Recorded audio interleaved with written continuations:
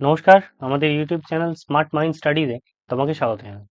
দেখো, আজ আমি বলেছিলাম ইতিহাসের টপিক ওয়াইজ ক্লাস করাবো। ইতিহাসের টপিক ওয়াইজ ক্লাস আমি নিয়ে চলে এসেছি। তো ইতিহাসের টপিক ওয়াইজ প্রথম যেটা আমরা ডিসকাশন করব সেটা সেটা হচ্ছে ইতিহাসের যুগ বিভাজন ও মেহেরগড় সভ্যতা। এর আগে আমি রিজনিং এর ক্লাস করিয়ে রেখেছি। যদি রিজনিং এর ক্লাস নাম্বার সিরিজে একটা ক্লাস করানো আছে, পরপর টপিক ওয়াইজ করাবো, আমি তোমাদেরকে বলেছি। যদি তুমি না করে থাকো, গিয়ে করে নিতে পারো, যদি তোমার ইচ্ছে যায়। আর আমাদের চ্যানেলে বিভিন্ন প্রকার আপডেট আমি দিই। তোমার যদি প্রয়োজন হয় আমার সাথে যুক্ত থাকতে পারো, চ্যানেলটাকে ফলো করতে পারো। দেখো, তার পরবর্তীকালে আসছি যে আমাদের আরেকটা কথা, যে আমাদের নোটস ফোর্সগুলো পেতে, ক্লাসের লিঙ্ক পেতে আমাদের তোমার টেলিগ্রাম চ্যানেল আছে, সেখানে তুমি জয়েন হতে পারো, যেটার নাম স্মার্ট মাইন্ড স্টাডিজ। এটা নিয়ে সার্চ করলেই তুমি পেয়ে যাবে। তো তুমি চাইলে জয়েন হতে পারো। আচ্ছা, আমি যেটা সরাসরি প্রশ্নে আসি, যে ইতিহাসের যুগ বিভাজন। দেখো, ইতিহাস পড়তে গেলে আগে তার যুগটা কিভাবে, ইতিহাস তিনটে খণ্ডে বিভক্ত, সেটা আমাদেরকে জানতে হবে। প্রথম যে খণ্ডটা সেটাকে বলে এনসেন্ট হিস্ট্রি, দ্বিতীয় পার্ট মিডিয়াভেল, তৃতীয় পার্ট মডার্ন হিস্ট্রি। ইতিহাস তিন ভাগে বিভক্ত: প্রাচীন যুগ, মধ্যযুগ, আধুনিক যুগ। এটা আশা করি তুমি ক্লিয়ার করতে পারলে। এবার পার্ট টু পার্ট আসি আমি। এই যে আমি পড়লাম প্রাচীন যুগ বা এনসেন্ট হিস্ট্রি, এটা খেয়াল রাখবে। প্রাচীন যুগ বা এনসেন্ট হিস্ট্রি যে পড়লাম, এখানে এনসেন্ট হিস্ট্রিকে আবার তিন ভাগে ভাগ করা হয়েছে, বা প্রাচীন যুগকে তিন ভাগে ভাগ করা হয়েছে। এটা হচ্ছে প্রি হিস্ট্রিক এজ বা প্রাগ ঐতিহাসিক যুগ, এটা হচ্ছে প্রোটো হিস্ট্রিক এজ, প্রায় ঐতিহাসিক যুগ, আর একটা হচ্ছে হিস্ট্রিক এজ। তোমার মাথার মধ্যে ঘুরবে যে স্যার, আপনি তো বললেন এখানে তিন ভাগে ভাগ করা হয়েছে, তাহলে এখানে আবার কিভাবে ভাগ করা হলো? দেখো, ভালো করে দেখো। এটা ইতিহাসের প্রথম যেটা প্রাচীন যুগ, যেটা মানে ইতিহাসের প্রাচীনকালে কি হয়েছে। মিডিয়াভেল মানে মধ্য সময়কাল, ওই 1100 শতকের কি হয়েছে। আর মডার্ন মানে আধুনিক সময় কি হয়েছে, যেটা আধুনিক ইতিহাস বলে। এই এনসেন্ট হিস্ট্রিটাকে তিন ভাগে ভাগ করা হয়েছে, যেটা প্রাগ ঐতিহাসিক যুগ, প্রায় ঐতিহাসিক যুগ আর ঐতিহাসিক যুগ। এটা তুমি খাতায় নোট ডাউন করে রাখতে পারো, আমি তোমাকে বলছি, খুব মন দিয়ে বুঝে দেখবে। মানব সভ্যতার সূচনাকাল থেকে লিখিত উপাদান প্রাপ্তিকালের সময়কালের মাঝখানটাকে বলে প্রাগ ঐতিহাসিক যুগ। মানব সভ্যতার সূচনাকাল থেকে, মানে মানব সভ্যতা যখন শুরু হয়েছে, সেই সূচনাকাল থেকে, মানে সেই শুরুর সময় থেকে লিখিত উপাদান প্রাপ্তিকালের সময়ের মাঝখানটা, মানে যতক্ষণ না লিখিত উপাদান পেয়েছে সেই জায়গার মাঝখানটাকে কি বলছে? একটা হচ্ছে শুরু হচ্ছে মানব সভ্যতা, আর একটা জায়গায় গিয়ে দাঁড়াচ্ছে যেখান পর্যন্ত মানুষ কিছু লিখতে ফিখতে পারছে না, সেটাকে বলছে প্রাগ ঐতিহাসিক যুগ, সহজ সরল ভাষায়। এবার দ্বিতীয় পয়েন্টে আসি, প্রায় ঐতিহাসিক যুগ, যেটা দ্বিতীয় পয়েন্ট, প্রায় ঐতিহাসিক যুগ। এটার মানে হচ্ছে, এটা হচ্ছে যেখানে লিখিত উপাদান পাওয়া গেছে, লিখিত উপাদান প্রাপ্তি হয়েছে, কিন্তু লিখিত উপাদানগুলি কি হয়নি, পড়া যায়নি বা পাঠোদ্ধার করা যায়নি। লিখিত উপাদান, এটাকে আমরা লিপি বলি। মানুষ যেটা লিখে গেছে সেটাকে লিপি বলি। তো যে লিপি পাওয়া গেছে সেই লিপি পাঠোদ্ধার করা সম্ভব হয়নি। যেমন একটা উদাহরণ তোমাকে দিচ্ছি, সেটা হচ্ছে সিন্ধু লিপি। সিন্ধু লিপি কিন্তু আজ অব্দি পাঠোদ্ধার করা সম্ভব হয়নি। আরেকটা হচ্ছে ঐতিহাসিক যুগ, যেখানে লিখিত উপাদান পাওয়া গেছে এবং সেটা পাঠোদ্ধার করাও সম্ভব হয়েছে। ঠিক আছে, লিখিত উপাদান পাওয়া গেছে এবং সেটা পাঠোদ্ধার করা সম্ভব হয়েছে, সেটাকেই বলে ঐতিহাসিক যুগ। যেমন অশোকের লিপি পাঠোদ্ধার করা গেছে। আচ্ছা, আরেকটা জিনিস এখানে দেখো, আমি নোট বলে লিখে দিয়েছি, এটা সবাই জানো আশা করি, ইতিহাসের জনক হেরোডোটাসকে বলা হয়। ঠিক আছে, আশা করি সবাই জানো।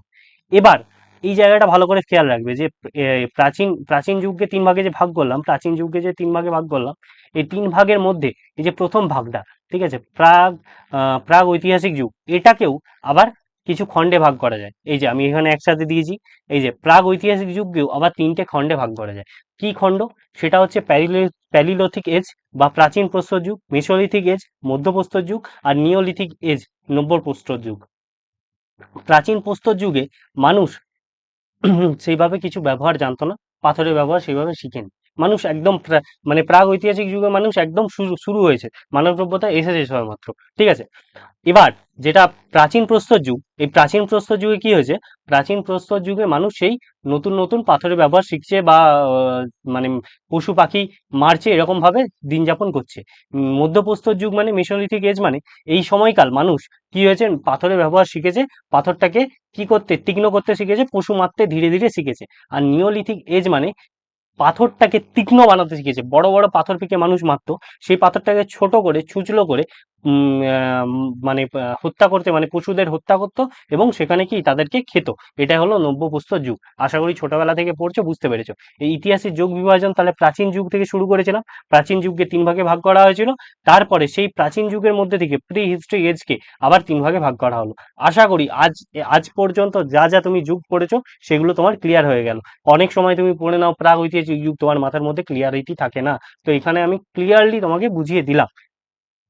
আচ্ছা, এরপরে যদি আসি, এরপরে মেহেরগড় সভ্যতা। মেহেরগড় সভ্যতা মেহেরগড় সভ্যতার শুরুটা দেখো 7,000 খ্রিস্টপূর্ব থেকে 3,800, খ্রিস্টপূর্ব থেকে 3,800। এখানে সময়টা কমছে। তোমাকে একটা জিনিস জানতে হবে, বিসি আর এডি। বিসি মানে বিফোর খ্রিস্ট, এডি মানে অ্যানো ডোমিনি। বিফোর খ্রিস্ট মানে যীশু খ্রিস্টের জন্মের আগের সময়কাল, এডি মানে খ্রিস্টাব্দ মানে যীশু খ্রিস্ট জন্মের পরবর্তী সময়কাল। যীশু খ্রিস্ট ধরো, এটা যীশু খ্রিস্ট, এর জন্মের আগের সময়কালটাকে আমি কি বলছি, বিসি বলছি। এর জন্মের পরের কালটাকে কি বলছি, এডি বলছি। তো এখানে সময়কালটা কিরকম ভাবে পেরোয় দেখো, 7, 6, 5 এরকম করে কমতে কমতে এটা কত, জিরোতে এসে পৌঁছে। আর এখান থেকে 1, 2, 3, 4, এখন 2024 এইভাবে হয়েছে। এটা খ্রিস্টাব্দ চলছে, 2024 খ্রিস্টাব্দ। ঠিক আছে, মানে যেটা কমে কমে আসবে সেটা দেখলেই তুমি বুঝে নেবে খ্রিস্টপূর্বাব্দ। ঠিক আছে, আমি তোমাকে এটা ডিটেলস ভিডিও যদি চাও আমি দিতে পারি। ডিটেলস ভিডিও যদি তোমার ডিমান্ড করো যে স্যার এগুলো একটু ভালো করে বুঝিয়ে দিন, তাহলে আমি দিতে পারি। দশক, শতক, তারপরে সহস্রাব্দ মানে কি এগুলো বুঝতে হবে। দশক মানে 10 বছর।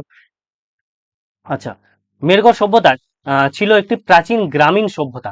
মন দিয়ে এটা মনে রাখবে, প্রাচীন গ্রামীণ সভ্যতা। মেহেরগড় সভ্যতা ছিল সব থেকে পুরনো সভ্যতা। সিন্ধু সভ্যতারও আগের সভ্যতা মেহেরগড় সভ্যতা। সিন্ধু সভ্যতা ছিল শহর কেন্দ্রিক সভ্যতা। যখন সেই সিন্ধু সভ্যতা পড়াবো তখন তোমাকে ক্লিয়ার করবো। তো মেহেরগড়টা শুধু ক্লিয়ার করে রাখো, মেহেরগড় আলাদা, সিন্ধু আলাদা। মেহেরগড় সভ্যতা হচ্ছে একদম পুরনো, সব থেকে পুরনো সভ্যতা, যেটা গ্রামীণ কৃষি ভিত্তিক সভ্যতা। একটা গ্রাম ছিল যেখানে চাষবাস করে মানুষ খেত, এরকম ভেবে না। আচ্ছা, মেহেরগড় সভ্যতা তামা আর পাথরের সভ্যতা, এটা মনে রাখবে। আচ্ছা, মেহেরগড় সভ্যতার মানে অবস্থানটা কোথায় সেটা মনে রাখবে। মেহেরগড় সভ্যতার আবিস্থান, মানে অবস্থানটা হচ্ছে, আবিস্থান বলছি সরি, অবস্থানটা হচ্ছে পাকিস্তানের কোয়েটা শহর থেকে 150 কিমি দূরে বালুচিস্তানের কাচ্চি জেলায়। ঠিক আছে, বোলান গিরিপথের ধারে। এইভাবে একদম হুবাহু মুখস্থ রাখবে। এসএসসি রেলওয়েতে ডাইরেক্ট এমন ভাবে ঘুরিয়ে পেঁচিয়ে দেয়, তোমার ক্লিয়ারিটি থাকবে না।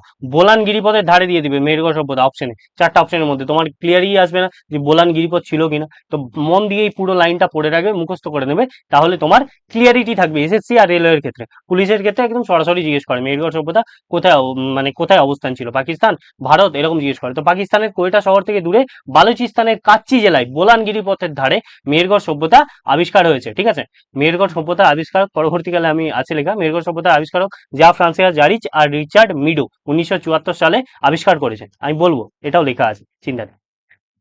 এই দেখো এখানেই দেওয়া আছে। আচ্ছা বলছি, দেখো এখানে দেখো সীমানাটাও দেওয়া আছে। মেহেরগড় সভ্যতার উত্তরে কি আছে, এই উত্তরে আমি কি আছে এখানে লিখে দিয়েছি।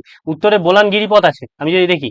আচ্ছা, দক্ষিণে কি আছে, কাচ্চি সমভূমি। তুমি পড়তে পারো ডিটেলসে, কাচ্চি সমভূমি। পূর্বে সুলেমান পর্বত শ্রেণী। আচ্ছা, পশ্চিম সীমানায় কি আছে, পশ্চিম সীমানায় আছে হেলমন্দ মরুভূমি আছে। ঠিক আছে। আচ্ছা, মেহেরগড় সভ্যতাকে আবিষ্কার করে, মেহেরগড় সভ্যতা যা ফ্রান্সোয়া জারিচ আর রিচার্ড মিডো আবিষ্কার করে 1974 সালে। ঠিক আছে, ক্লিয়ার। মেহেরগড় সভ্যতার 3টি পর্ব ছিল, 3টা সময়কাল ছিল। মেহেরগড় সভ্যতাকে যদি ভাঙি, 3টা সময়কাল খুব গুরুত্বপূর্ণ। এটা হচ্ছে প্রথম সময়কাল, যেটা খ্রিস্টপূর্ব 7,000 থেকে 5,000, মানে যেই সময় তৈরি হচ্ছিল মেহেরগড় সভ্যতা। আচ্ছা, মেহেরগড় সভ্যতা পিক অফ দ্য মোমেন্ট যেটা ছিল, যে সময় মেহেরগড় সভ্যতা খুব সুন্দরভাবে চলছিল, সেটা ছিল 5,000 খ্রিস্টপূর্ব থেকে 4,000 খ্রিস্টপূর্বাব্দ। ঠিক আছে। আর তারপরে তৃতীয় যেটা ধ্বংসের দিকে যাবে, শেষ হবে, যেটা শুরু হয়েছে সেটা শেষ হবে, তো জানো, খ্রিস্টপূর্ব 4,300 থেকে 3,800 খ্রিস্টপূর্বাব্দ। আচ্ছা, আশা করি মেহেরগড় সভ্যতার যেটুকু পড়িয়েছি এর বাইরে তোমার প্রশ্ন আসবে না। ঠিক আছে, একদম ডিটেলসে তোমার লেখা আছে। এখানে কিছু এমসিকিউ আমি করে দিচ্ছি, এগুলো কিন্তু সব পেড কন্টেন্ট। তুমি যদি মন দিয়ে দেখো, এগুলো কিন্তু সব পেড কন্টেন্ট। আমি যেগুলো একদম ব্যাচে পড়াই সেগুলোই তোমাকে পড়াচ্ছি ভাই। তুমি মন দিয়ে একটু আমার কথাগুলো শুনে পড়াশুনো করো, ফোকাস ওয়েতে স্টাডি করো, তুমি যে কোনো এক্সাম ইজিলি ক্র্যাক করবে। শুধু মন দিয়ে পড়ার অভাব আমাদের, আর কিচ্ছু না। বাংলার মানুষ শুধু পিছিয়ে পড়াশোনার দিক থেকে। ঠিক আছে, পড়ছে কম আজকালকার দিনে, বাংলার ছেলে মেয়ে পড়ছে কম। খারাপ লাগলো, সত্যি কথা, খারাপ ভেবো না আমার কথা। পড়ছে কম সবাই, তুমি লক্ষ্য করবে কিছু জন পড়ছে, কিছু জন পড়ছে না। যবে নোটিশ আসবে তবে পড়ে। আচ্ছা, এমসিকিউতে আসি ফিরত। নিম্নে উল্লেখিত 4টি স্থানের মধ্যে কোনটি প্রাচীনতম সংস্কৃতির পর্ব, কোনটি? মেহেরগড় হবে সব থেকে পুরনো, তোমাকে তো বলেছি সব থেকে পুরনো মেহেরগড়, সব থেকে পুরনো, মনে রাখবে। আচ্ছা, এখানে দেখো মেহেরগড় সভ্যতা কোন নদীর তীরে অবস্থিত? বোলান নদীর তীরে। তুমি আগেই পড়েছো কোন নদীর তীরে অবস্থিত মেহেরগড় সভ্যতা। আমি যদি দেখি মেহেরগড় সভ্যতা বোলান নদীর তীরে, এখানে কোথাও একটা লেখা ছিল। বোলান মেহেরগড়, বোলান নদীর তীরেই হবে আমার যেটুকু মনে আছে। আচ্ছা, এটা একটু দেখে নেবে ভাই, আমি শিওর না, মনে হচ্ছে বোলান নদীর তীরে, আমার মনে পড়ছে না, বোলান নদী হবে যেটুকু আমার মনে আছে। আচ্ছা, মেহেরগড় সভ্যতার আবিষ্কার কত সালে হয়েছিল? মেহেরগড় সভ্যতা 1974 সালে। কে আবিষ্কার করেছে? যা ফ্রান্সোয়া জারিচ আর রিচার্ড মিডো। একদম মুখস্থ করে নেবে, ঠিক আছে? মেহেরগড় সভ্যতা থেকে এটুকুই ছিল, এর বাইরে আর কিছু আসে না। তুমি মন দিয়ে পড়ো। আমি এরপরে যে টপিকটা আনবো সেটা হচ্ছে সিন্ধু সভ্যতা। সিন্ধু সভ্যতা থেকে যা আসে সেগুলো সব করিয়ে দেবো। ধীরে ধীরে পুরো ইতিহাসটা কভার করব। তুমি শুধু সাথ দিও, পড়াশোনাটা করো। তাহলে দু একজন যদি আমার সাথে থাকে তাহলেই আমি অলরেডি ভিডিও এরকম পেড কন্টেন্ট গুলো দিতে না একটু বানাতে কষ্ট হয়, এগুলো বানাতে মোটামুটি 1 থেকে 1.5 ঘন্টা লাগে। আমি মুখে বলে দেওয়া অনেক সহজ, কিন্তু এরকম টাইপ করে হুবাহু তোমাকে দেয়া, প্রস্তুত করে দেয়া খাবারটা খুবই কষ্টদায়ক। আর এই পিডিএফটা আমি তোমাকে টেলিগ্রাম চ্যানেলে আমি দিয়ে দিচ্ছি, যাতে তোমার পড়তে সুবিধা হয়। অন্য সময় ধীরে ধীরে যেটুকু পিডিএফ বানাবো সেটুকু দেওয়ার চেষ্টা করবো। পড়াশোনাতে জোর দাও, এটুকুই আমার রিকোয়েস্ট। আর সঙ্গে থেকো। থ্যাংক ইউ ভাই ভিডিওটা দেখার জন্য। ভালোভাবে পড়াশোনা করো। Thank you.